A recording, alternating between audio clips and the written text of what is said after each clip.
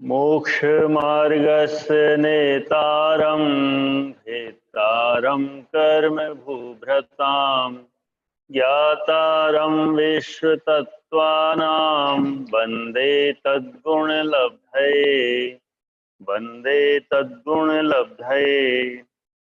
व्यंजनस्यावग्रह 18। अर्थ अव्यक्त पदार्थ का अवग्रह ही होता है, इहादी नहीं। न चक्षुर्निंद्रियाभ्यां 19। अर्थ चक्षु और मन के द्वारा व्यंजनावग्रह नहीं होता है। सूत्र रखने का कारण अवग्रह ही होता है, इहादी नहीं होते। इस प्रकार का नियम करने के लिए यह सूत्र कहा गया है। सर्वार्थ सिद्धि 200। अवग्रहादि सभी इंद्रिय और मन से होते हैं या इनमें विषय की अपेक्षा कुछ भेद है, ऐसी आशंका का निराकरण इस सूत्र के द्वारा किया गया है। राजवार्तिक 3। बहुत से पदार्थ और बहुत तरह के पदार्थ इस तरह 12 भेद पदार्थ के विशेषण हैं। अब देखते हैं कि सभी पदार्थों से अवग्रहादिक चारों ज्ञान होते हैं या उसमें कुछ अंतर होता है। मतिज्ञान 5 इंद्रिय और मन से होता है तथा मतिज्ञान के 4 भेद अवग्रह, इहा, अवाय और धारणा होते हैं।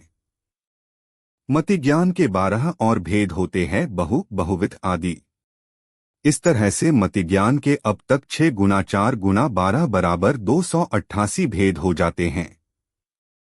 मतिज्ञान के 4 भेदों में से पहला भेद अवग्रह के भी 2 भेद होते हैं, व्यंजनावग्रह, अर्थावग्रह।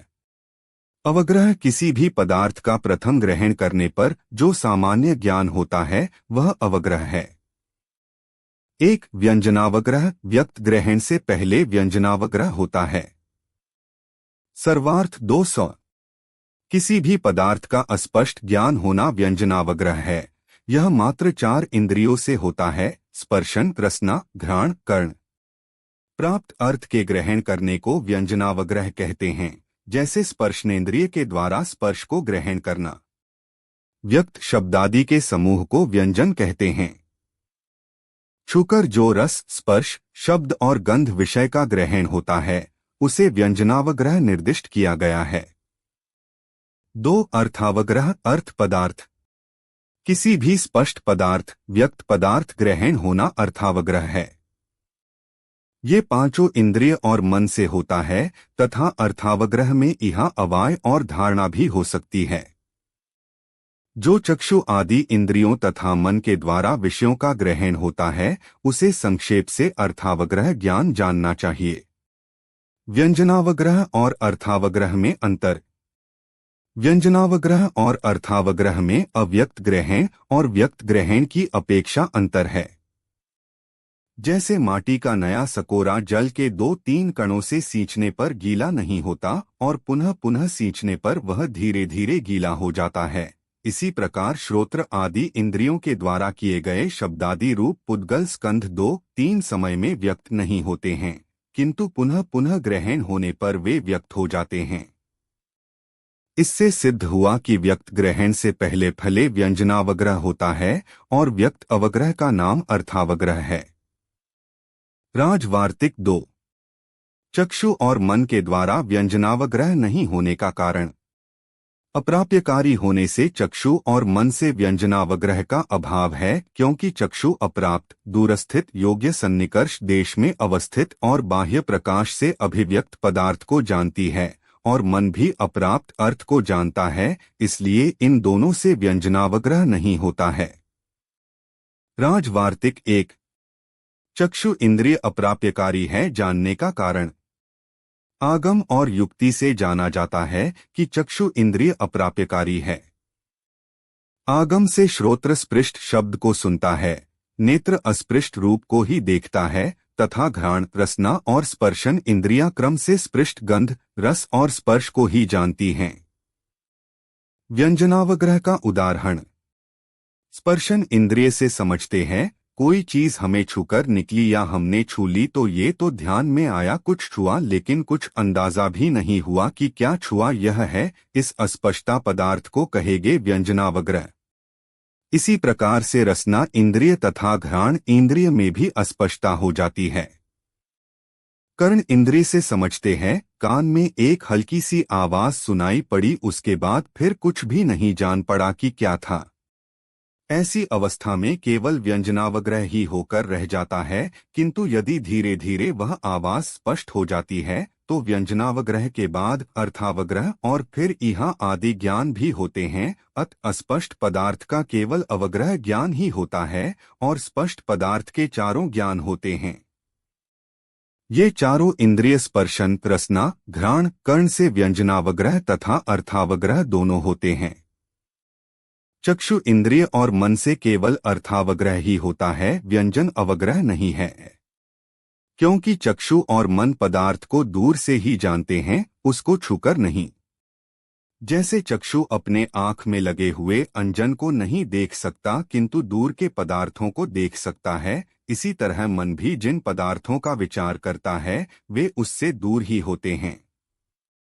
इसी से जैन सिद्धांत में चक्षु और मन को अप्राप्यकारी माना है। शेष चारों इंद्रियां अपने विषय को उससे छूकर ही जानती हैं, अत प्राप्यकारी माना है। व्यंजनावग्रह इन्हीं चार इंद्रियों से होता है। मतिज्ञान को द्रव्य, क्षेत्र, काल, भाव अपेक्षा जानना। द्रव्य मतिज्ञान द्रव्य दृष्टि से किसी के उपदेश से सभी द्रव्यों की कुछ पर्यायों को जानता है। क्षेत्र की दृष्टि से उपदेश से सभी क्षेत्र को जानता है। चक्षु इंद्रिय का उत्कृष्ट विषय क्षेत्र 47,263 7/20 योजन है। कर्णेंद्रिय का उत्कृष्ट क्षेत्र 12 योजन। घ्राण रसना स्पर्शन का उत्कृष्ट क्षेत्र 9 योजन। अर्थात चक्षु आदि इंद्रियां इतने दूर तक की वस्तु को देख सकती हैं, सुन सकती हैं, गंध ले सकती हैं। काल की दृष्टि से उपदेश के द्वारा सर्वकाल को जानता है। भाव की अपेक्षा औद्यिकादि भावों को जानता है। राजवार्तिक 9 बहु आदि विषयों अपेक्षा मतिज्ञान के प्रकार। मतिज्ञान सामान्य से एक है, इंद्रिय अनिंद्रिय की अपेक्षा 2 प्रकार का है। अवग्रहादि के भेद से 4 प्रकार का है। अवग्रहादि को 5 इंद्रिय और मन से गुणा करने पर मतिज्ञान 24 प्रकार का है। इसमें व्यंजनावग्रह के 4 भेद मिला देने पर मतिज्ञान के 28 भेद हैं।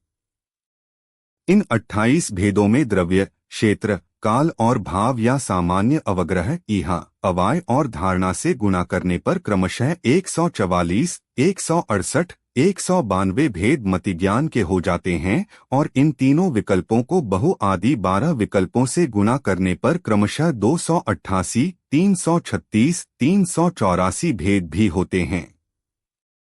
राजवार्तिक 9 अब समझते हैं मतिज्ञान के 336 भेद।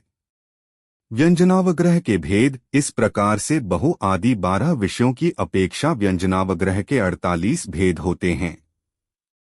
4 इंद्रियों स्पर्शन, रसना, घ्राण, कर्ण का केवल अवग्रह होता है, जिसे व्यंजनावग्रह कहते हैं। 0 × 0 = 4 भेद। अब इन चारों का 12 प्रकार के बहुविध आदि पदार्थ से ज्ञान होता है। 4 × 12 = 48 भेद हो गए व्यंजनावग्रह के। अर्थावग्रह के भेद 5 इंद्रिय और मन ये है। 6 इन सब में अवग्रह, इहा, अवाय और धारणा भी होती है। 6 × 0 = 24 भेद। ये 24 का 12 प्रकार के बहुविध आदि पदार्थों का ज्ञान होता है। 24 × 12 = 288 भेद हो गए अर्थावग्रह के। अब मतिज्ञान के कुल भेद हो गए 288 अर्थावग्रह और 48 व्यंजन अवग्रह, कुल भेद 336 भेद मतिज्ञान के। यथाक्रम से जिसमें जिस ज्ञानावरण कर्म का क्षयोक्षम होता है उसके वह ज्ञान प्रकट हो जाया करता है। इस प्रकार से यहाँ पर मतिज्ञान का स्वरूप और उसके भेद कहे हैं। तत्वार्थ सूत्र अध्याय 1 सूत्र 18 से 19 अवग्रह के भेद की व्याख्या पूरी है। जिनवाणी माता की जय।